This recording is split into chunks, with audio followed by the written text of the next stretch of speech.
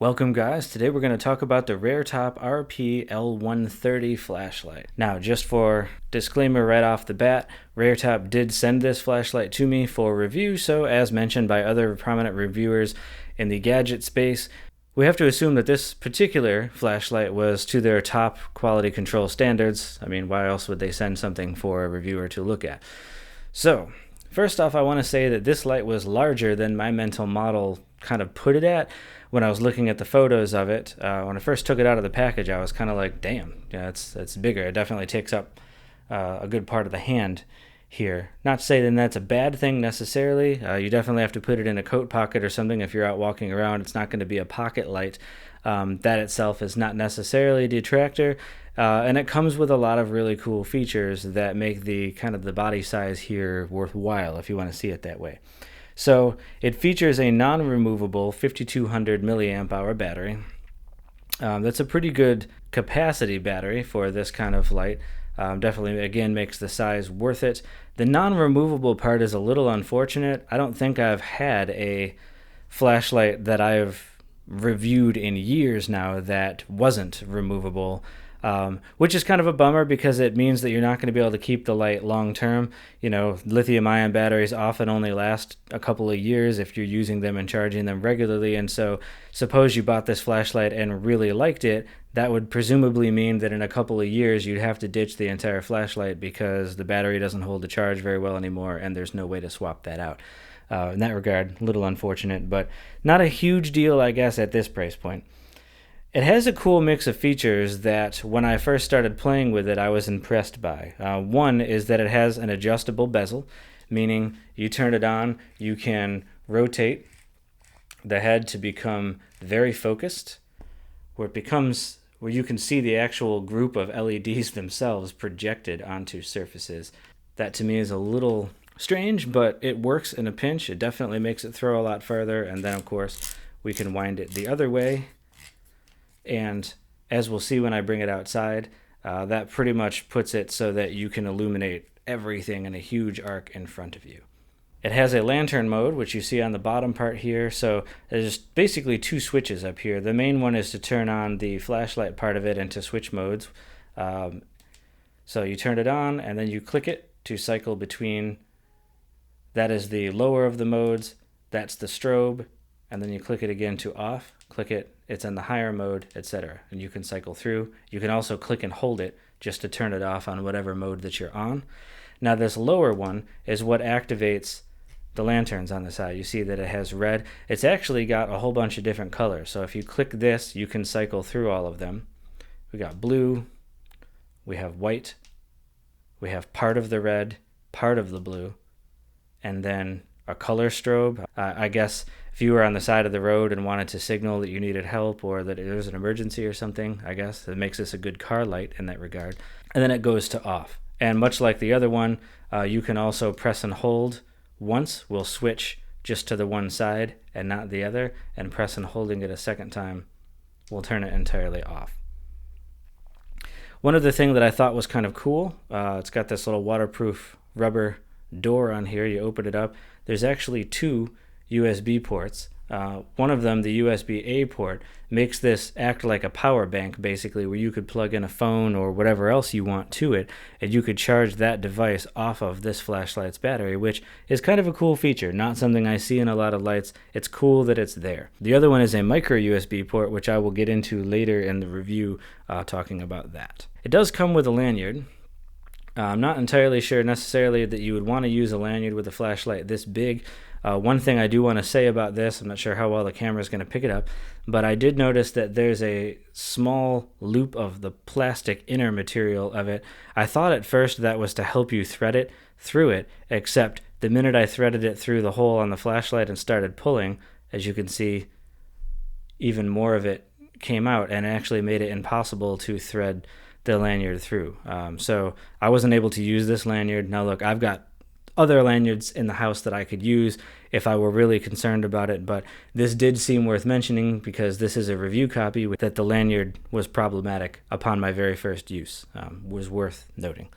It does come with a micro USB cable for you to be able to charge it. You can plug this into a computer or any charging brick that you have. And it comes with a soft cloth carrying case that you can put the flashlight in and zip up. That's a nice touch, especially for something this big. That way if you throw it in a backpack or something else, you don't have to worry about this or the lens getting scratched up, especially since in this case, as you can see, the glass of the lens is globe-like and protrudes. Not all lights do that, and that does make it a little easier for this light to get scratched up on the outside here. So this bag definitely helps with that. It features a magnetic tail, and so you can attach it to something metallic to stay put. If you want to stick it on the ceiling or the wall of something to shine out sideways, that does work pretty well. And it's IPX5 water resistance. That's not great, it's okay. As I understand it, that basically means it's not submersible, but it does mean if you were holding this and it was out in the rain and it was getting wet, it should be fine, but you wouldn't want to dunk it in water, and if it fell into like a stream or a pool of water, that might be problematic for the light. So the next thing I want to do is we'll take it outside and we'll actually show some beam shots at night in the same area that I've done a couple other flashlight reviews, and then we'll come back in and go over some of the criticisms I have of the light, just so that people know. Okay, we're outside kind of near a highway and a huge open field. I've used this area before for flashlight reviews. It's a good one to get some different distances in here. So first things first, you can see that it's fairly dark out. So it's not quite this dark in real life, but you know, disclaimer, always when I record, the camera, like most cameras do, has trouble in low light, so it always makes it seem darker than it is. I can actually still see the grass in front of me in real life. In this shot you probably can't, but anyway. So here's the light on, shining around the ground just in front of me, and you can see there's a column of rocks over there a bit, and then if I pivot this way, there's a hill in front of me, and down the hill there's a whole field area. That gives me a good opportunity to check the throw distance and things like that. A little bit more to the right there's a bridge overpass area. Pretty good demo of if a light has good throw distance, can it make it all the way over there or not. So this is on the lower mode. And first I'm just going to twist the bezel to show you the difference. So this is as far as it will go wide. Obviously you can see this does a great job of blowing up pretty much everything in front of you, which is great. Any way we turn, pretty much everything in a huge arc around us is illuminated. But as you would expect, you don't get as good a distance. Now I can see the column of rocks in front of me in real life. I don't know how well those are going to come out on the video.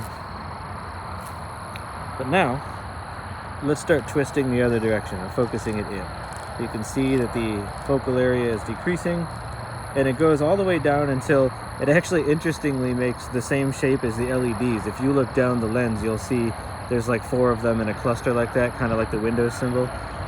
And all the way focused, it turns it into that. So you can see now pretty clear illumination of that row of trees, and then it doesn't quite make it to that overpass area that illuminates very well, but this is the lower mode. We'll see in a second what that does once we go into a higher mode. So we get a little closer to the edge of where this hill drops off. So that's kind of looking down the hill, and then that's the bottom of the hill there. And that's probably a good, I don't know, 50, 70 yards from me, down in that portion of the field down there.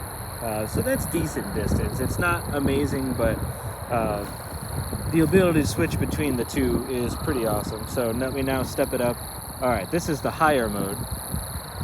So this is 1200 lumens. So you can see in that area there's definitely better illumination a little further out. I can get the light visually here all the way to the row of bushes right before the highway on the other end of that field, which is great because that's probably at least 100 yards, possibly a little over. Pretty good. I don't think in most situations you're going to need to be shining more than that because there's almost always obstructions of some kind in your way. So this is pretty good. And the Windows symbol does a great job of blowing up areas of that field where I shine it around. Now if I go back over looking at these rocks, there's pretty clear illumination, and it does make it to the overpass. Not a lot of illumination though, but a little bit on the cement, the concrete of it. Now if I pull that back out wide,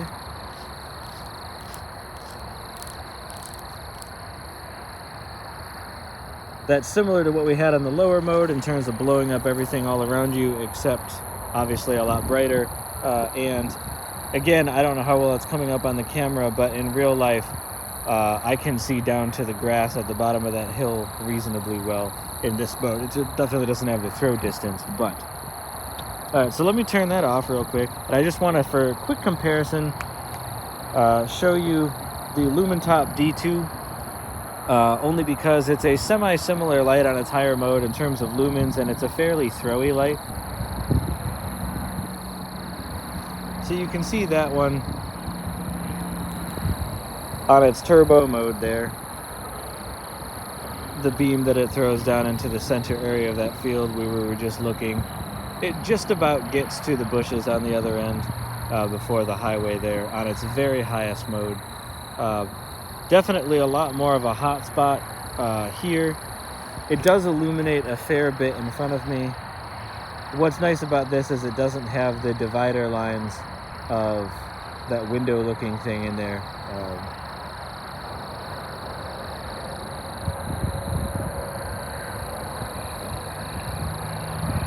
Okay, so I mentioned in the first part of the video, I think pros of this light are it's fairly light actually for the size because the body is a hybrid. It's metallic up on this part, and then down here it's plastic. You can actually see there's a minor color difference, and it feels different. This is kind of cold to the touch like metal is. This is not. Which helps give it some lightness, but the problem is with the plastic bottom here, if you were to drop this from any distance, I am not sure how well the plastic part would hold up, especially if it fell right on the lantern part, so that's something to be aware of. But I think that the mixture of features, both having an adjustable bezel that you don't see on a lot of lights other than, say, mag lights, is nice. The lantern mode built into it really allows it to be set on a table, or used in a lot of other applications for camping and things, which is great, and you don't get that out of every light. And the fact that it can be used in a pinch to power other devices, very nice. On the other hand, like I said in the beginning, the non-removable battery is a minor detractor because it does mean if there was ever a fault with this battery, you can't take it out and change it. If anything ever went wrong with this charging port, there would be no other way to take the battery out and charge it. And if you had this for a couple of years and the battery was starting to wear out, there's nothing you can do to swap the battery out, and now you've got to ditch the whole light. Like I said, I did have the minor issue with the lanyard. The throw distance they claim is 500 meters. I would say in practice when I was out there, maybe 100 or 200 meters of like noticeable, useful light when it's in its most focused mode is probably more accurate to say. It's not that unusual when you're looking at flashlights to see the throw distances exaggerated a little bit. A lot of the time that's just because they measure that by light sensors that perceive light differently than the human eye, and so they could say literally light did go for 500 meters, whereas to the human eye you would say, yeah, but I didn't see it usefully at that distance. So I think that's where a lot of that comes from. But just for your guys' information, I would say bank on 1, maybe 200 meters, which is still pretty good, but it's not quite 500, I don't think. They also claim that on the lower mode, that's 400 lumens, it can run for 22 hours. When I first read that, I thought that seemed kind of high because I've had other lights that also feature a battery that's got about 5,000 milliamp hours, and on those kind of levels, they're mid-modes that are about close to that lumen level. They definitely don't boast 22 hours of light. I did a one-time test that fell in line with what I saw a couple other reviewers say, that it was about 14 or 15 hours that it seemed to actually last instead of 22. Now look, 14 or 15 hours of 400 lumens is still pretty good. So it's not a huge knock against the light, it's just that it's not what it's claimed, so it's worth being aware of that. One other thing, and I think probably, I like a lot of things about this light, but I would call this probably my biggest gripe with this light. and for two reasons, is the micro USB charging slot. And there's two things that I want to say about that. One, at this point, that's a very outdated port for a light that presumably is fairly new. They just came out recently, not to be using USB-C. That's unfortunate. I'm a mixed household where I have Apple products and a lot of products that use USB-C, so I've got Lightning and USB-C all over the place. I still have micro USB in a closet, and of course it does come with one, but it's a pain in the butt to have to go hunting for this every time you charge it, where if it took USB-C, you could just sporadically decide, I want to charge this, and I could grab any of the million cables laying readily around the house and use it. And so I consider that a con to be using a really outdated port, and more we're starting to see modern flashlights like the last two that I reviewed, the Lumen Top D2 and the Sofern, have USB-C on them, and that's becoming more and more common, so it's a little disappointing to see an outdated port. And the other thing is, on the product page on Amazon where they list the specs for this, they actually say that it's a USB-C port at one point, and so that's a little misleading, because if you were doing some window shopping and you saw that and you were looking for a USB-C chargeable light, you might buy this thinking you're going to get it and then be real disappointed the first time you opened up this battery door and saw that it's an outdated port instead, if you were really bent on it's got to be USB-C. And so that's worth putting out there. Some people take varying degrees of issue with run times that are exaggerated, and so your mileage may vary. I'll leave that up to you to decide how big of a deal that is for you. I did not do a runtime test on the higher mode that claims that it can go for 8 hours, but given that we see the tests done on the lower mode are about 30% lower than claimed, if we extend that to assuming it'll be around that area for the high mode, then instead of 8 hours, we could say you'd probably get 5 or 6.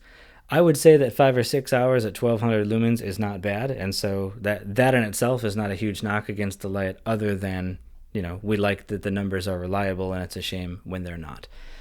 So last thing I would talk about with this is, who is this light ideal for? At the $59 price point, it's fairly accessible. A lot of people are willing to spend roughly that. It's a lot different when you get up into the $100+ lights. Not everybody's willing to do that. I like the versatility of this light. For a light that you can throw in your car or bring with you camping, I think that it's a lot of light for the money. You get the versatility of the type of beam, whether it's focused or broad, that you want to shoot out of the regular flashlight. 1200 lumens is plenty bright enough for most situations, and even the 400 lower lumen mode is pretty bright. And pretty usable for walking trails, walking the dog, seeing your way around a campsite. If you were pulled over on your car on the highway and needed a light for something, it's plenty for a lot of those things. And the ability to also have all of the lantern functionality that has even longer run times. That is a great combo of features, and like I have said, I like the fact that it can act like a power bank. This is good because you might think to bring a flashlight camping or on a trip or whatever, and you might not think to bring a power bank, and then in a pinch you'd be really glad that you could tap into this light to charge a phone or something in an emergency where you really need to make a call or look something up and you're low on battery. So that is a really cool feature. And I feel like those are probably the two biggest use cases for it, is a light that you would keep in the glove box or in a bag in your car for occasional uses, or to bring camping. This is probably ideal for those types of things. I don't know that it would be an everyday light just because it's awfully big. I did shove it in a coat pocket the other night, and it took up the whole coat pocket, and it still felt a little bulky there. And it would probably be pretty big if you put it in some kind of holster, and obviously it doesn't come with a holster. So it would be a little tricky to use this as an everyday light that you're carrying around with you. So I couldn't necessarily recommend it for that type of use. They do use the word tactical light to describe it in their literature. I don't really see this as a tactical light. I mean, I guess it has the aggressive bezel, which is why they say that, but really nothing else about the body to me says tactical. 100% to me, this is a utility light. This is a camping light. And in that regard, there are things about it I could certainly recommend if you're willing to acknowledge some of the criticisms that I've made of the light. If they're not a big deal to you, great. I hope this was helpful to you guys if you are on the market for lights and looking at this to help you make that decision or not. I will leave a link to its product page in the description if you guys want to have a look at it yourselves. And otherwise, throw comments and questions below. I will answer them if I can.